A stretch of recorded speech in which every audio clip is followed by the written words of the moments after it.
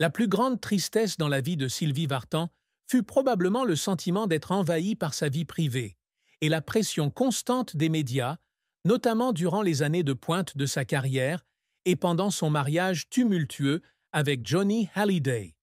Née dans une famille arménienne en Bulgarie, Sylvie grandit durant les épreuves de la Seconde Guerre mondiale, lorsque sa famille doit émigrer en France en 1952 pour échapper au régime communiste. Son enfance a été marquée par l'instabilité économique, les souvenirs de la guerre et un sentiment d'aliénation alors qu'elle s'adaptait à un nouveau pays. Cependant, la tristesse la plus profonde ne vient pas seulement des difficultés initiales, mais aussi de la perte de contrôle de sa vie privée lorsqu'on devient une star.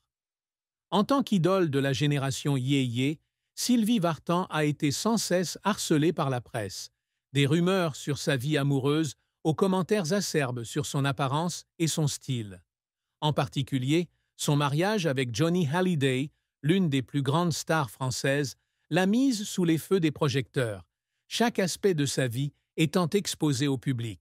« Je n'ai jamais été vraiment libre », confie-t-elle dans ses mémoires, Entre l'ombre et la lumière, 2004.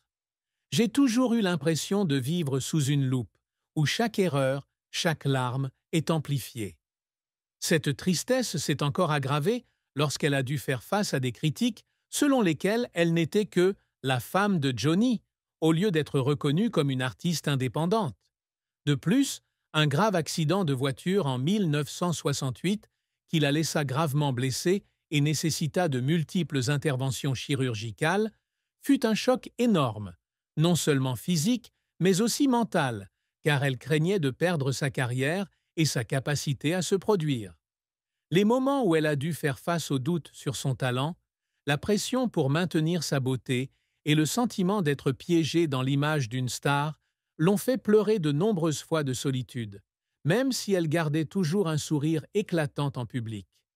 La carrière de Sylvie Vartan a été un long voyage rempli de gloire, mais aussi de défis et de larmes. Depuis son adolescence, Sylvie montre des talents pour la musique et le théâtre.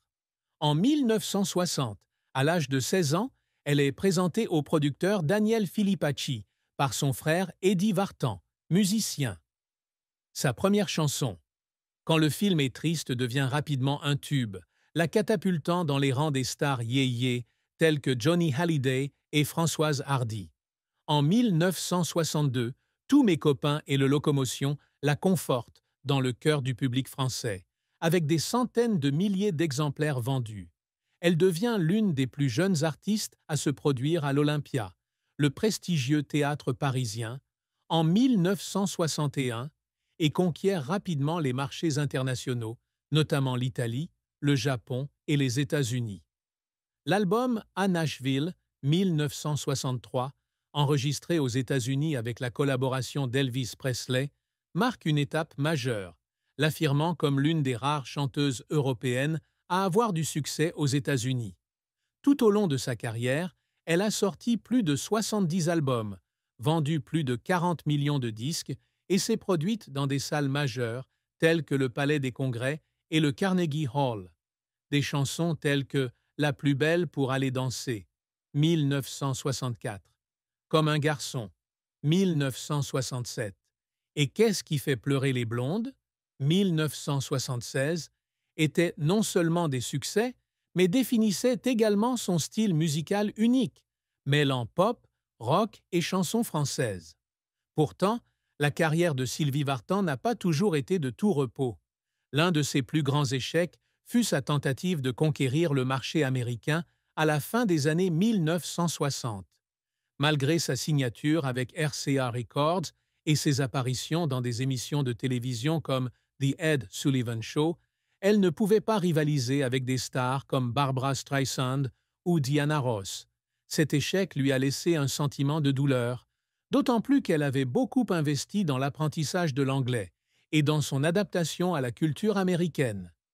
Un autre échec fut d'être considérée par certains critiques français comme manquant de profondeur par rapport à des artistes comme Édith Piaf ou Barbara, simplement parce qu'elle appartenait à la génération yéyé avec un style joyeux et jeune.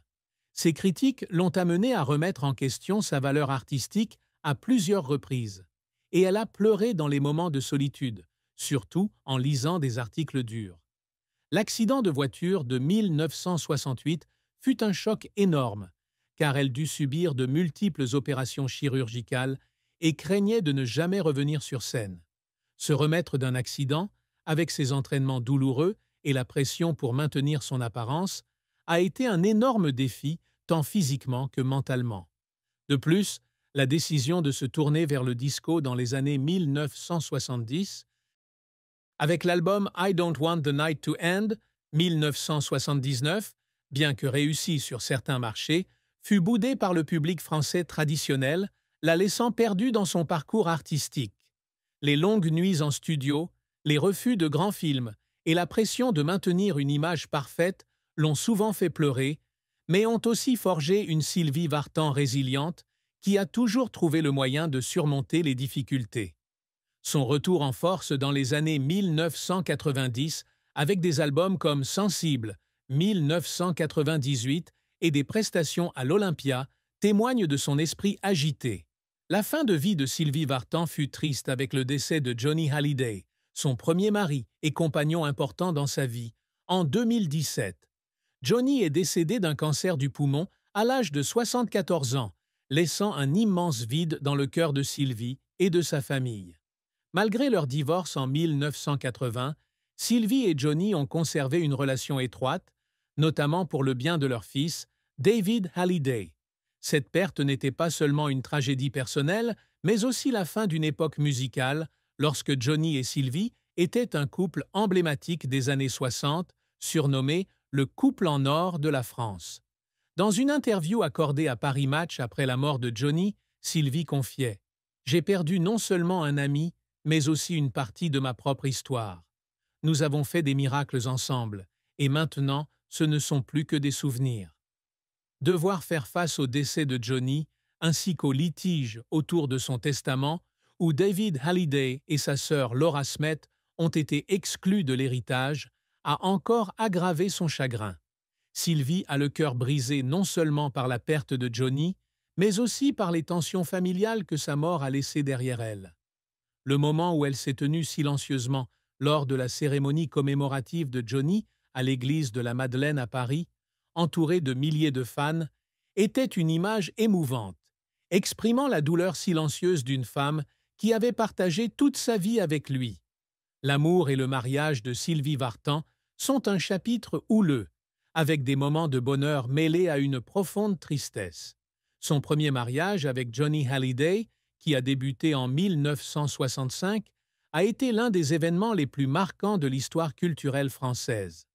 Leur mariage à Loconville a attiré des milliers de fans et de presse, marquant le début d'une histoire d'amour qui a été comparée au Roméo et Juliette de la génération yéyé.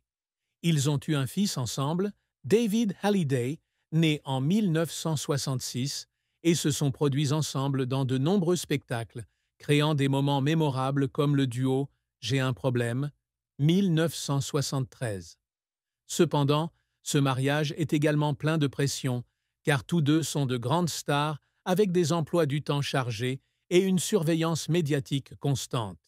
Les rumeurs d'infidélité de Johnny, associées à la pression de la célébrité, ont progressivement fait échouer leur relation. En 1980, après 15 ans de mariage, ils divorcent, laissant Sylvie dans une grande douleur. Elle a un jour partagé que le divorce n'était pas seulement une rupture avec Johnny, mais aussi la perte du rêve de la famille parfaite qu'elle espérait. Bien qu'elle ait maintenu une relation respectueuse avec Johnny pour le bien de David, elle ne pouvait s'empêcher de se sentir vaincue et blessée. En 1984, Sylvie se remarie avec Tony Scotti, un producteur de musique américain, et retrouve une nouvelle stabilité et un nouveau bonheur. Tony n'était pas seulement son mari, mais aussi son manager, l'aidant à développer sa carrière aux États-Unis et en France. Ils ont adopté une fille, Darina Scotti, en 1997, redonnant à Sylvie la joie d'être mère. Cependant, même dans ce mariage, elle a dû faire face à la tristesse, en particulier à la culpabilité de ne pas avoir pu passer beaucoup de temps avec David quand il était jeune, en raison de son emploi du temps chargé. Elle a confié un jour lors du gala « Je me sens toujours coupable de ne pas être avec David autant que je le souhaiterais. Je suis une mère aimante, mais ma carrière me prend trop de temps. » De plus, des relations antérieures, comme une brève liaison avec Carlos, un chanteur français, ont également laissé de petites cicatrices, car elle a dû faire face à la trahison et aux attentes irréalistes de son partenaire. Les chagrins de Sylvie en amour et dans son mariage ne viennent pas seulement de la rupture, mais aussi de la pression de devoir équilibrer les rôles de star, d'épouse et de mère. Une autre fin triste dans la vie de Sylvie Vartan fut sa santé déclinante et ses inquiétudes concernant le vieillissement dans ces dernières années.